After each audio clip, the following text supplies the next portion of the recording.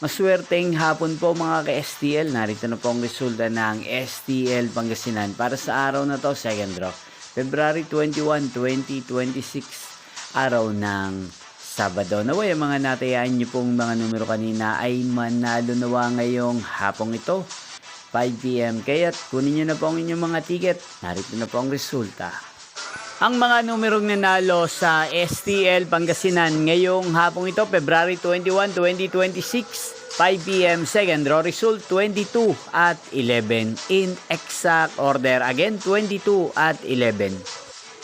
At ngayong hapong ito sa STL Pangasinan, natin pong i-shoutout si Ate Charis ng Pangasinan na nanonood po ngayon sa channel na to. Shoutout po sa inyo, Ate Charis. Sana po ay nasa maayos kayong kalagayan at sa lahat po ng mga taga Pangasinan, shoutout po sa inyong lahat. Muli niyo pong mapapanood ang resulta ng STL Pangasinan para sa third draw mamayang 8:45 PM dito po sa channel na to, Roderick Hernandez TV. Thank you for watching.